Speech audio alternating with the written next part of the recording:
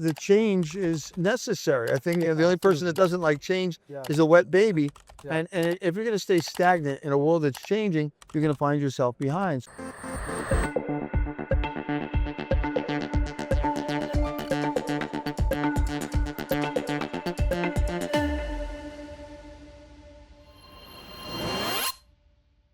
So you have been like one of the front runners, AI adopters in the ecosystem, right? And before the other dealers like wake up, you you get your dealership like I functional. think I think we've been early adopters at a lot of things, and we've made some mistakes by doing that, but we've also had tremendous success doing it. And I think we've been very judicious and our approach to AI, not just jumping in and replacing people, but seeing how the people and the machines can work well together. And I think that's been the right strategy at this stage for us. Yeah, absolutely. I mean, of course, there's a lot of fear in the industry of using AI into their dealerships right now.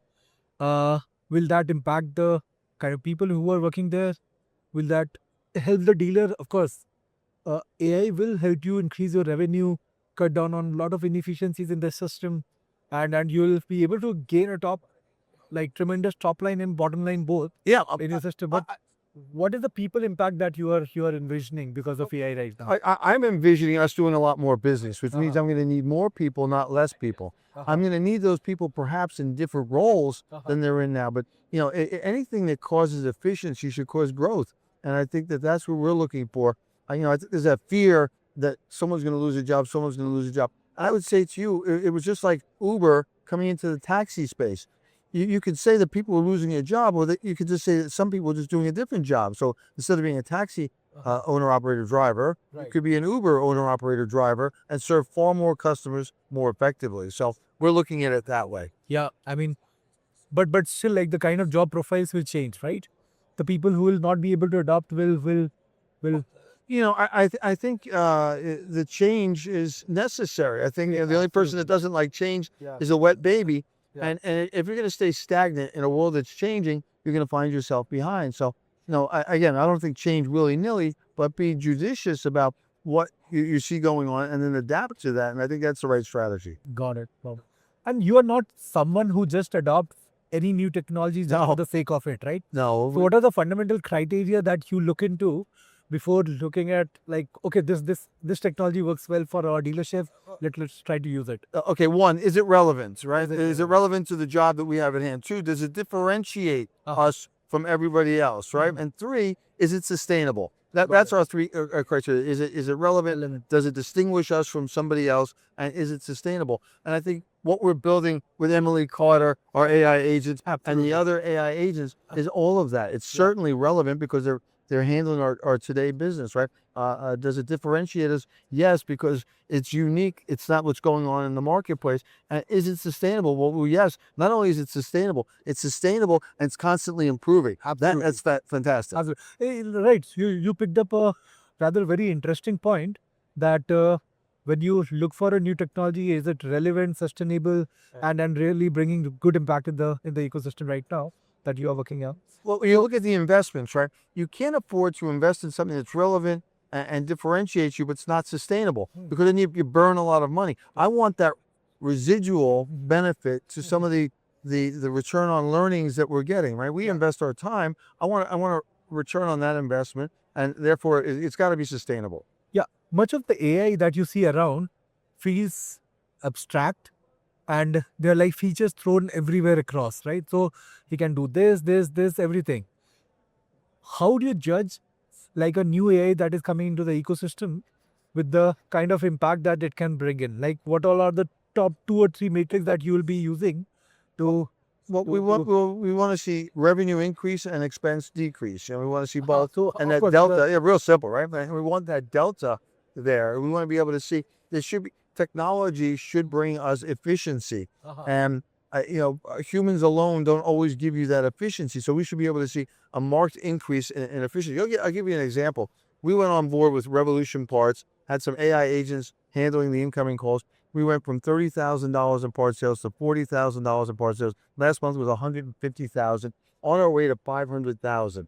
That is something. And we're not using humans to do that yet. We're using humans to do everything else around it. So it's growing our parts department. And if we're doing 500,000 a month in online parts sales, it's going to have a dramatic impact on the Got bottom line. And what kind of sales impact have you seen in the car sales that the agents have brought in right now in the dealership?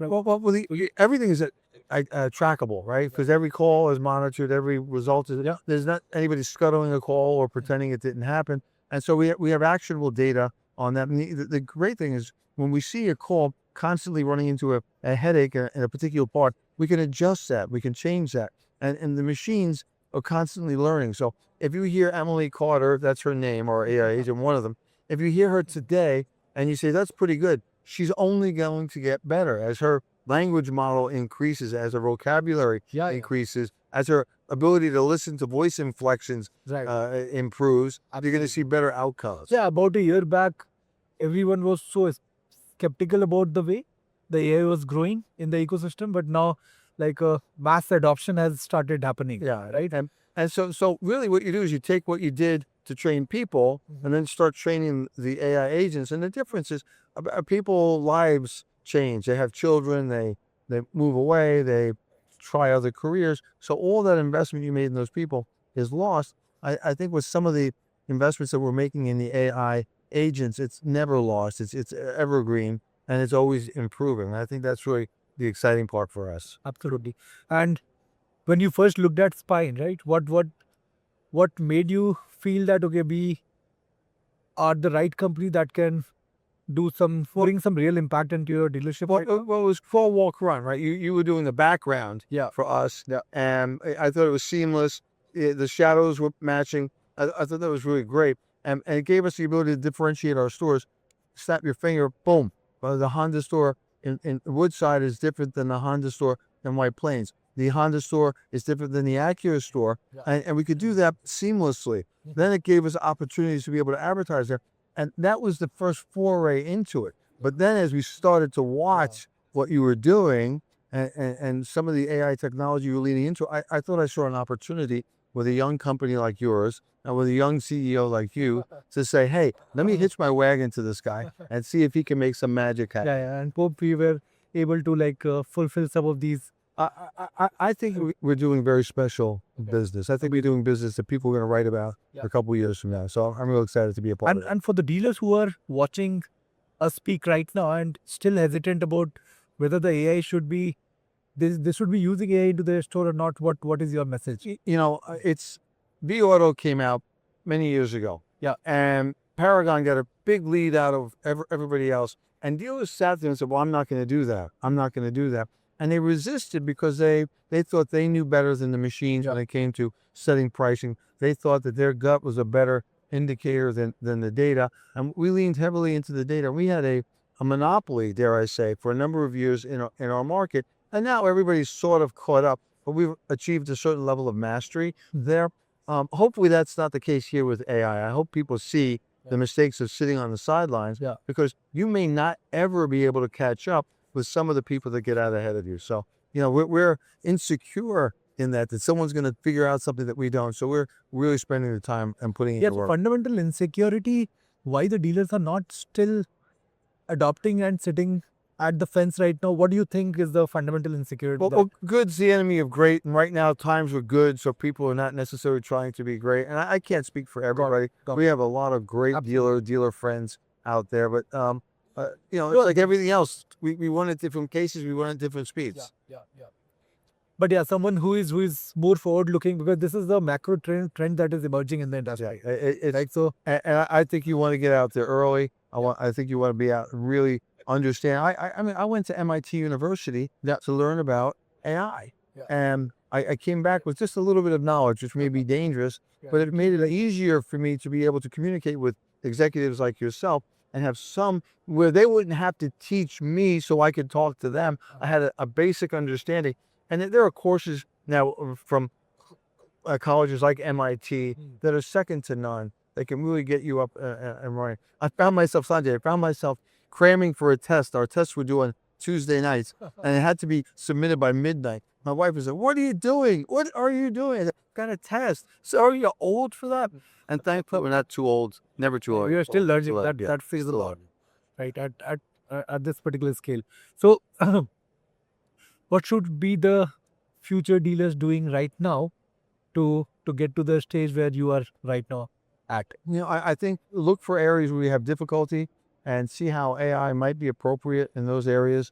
I was in a meeting this morning and somebody was talking about AI to solve administrative difficulties, and then somebody else was talking about to solve F&I difficulties. Types of use cases. And so, you look at how you can, what you need, I think, in areas of your expertise are also really good opportunities for you. Because if you're an expert on BDC, you can help program and train the BDC agent, AI agent to your specifications. And isn't it great when you realize a word track that you taught an AI agent is being used to help serve your customers? So that's really, to me, that was very exciting. Amazing, amazing. Pleasure talking with you. It's always a pleasure talking. Thank you. Thank you very much. Thank you. And thank you for sharing your team with us. We really appreciate it. And we'll be meeting you and implementing a lot of use cases as we Super deep.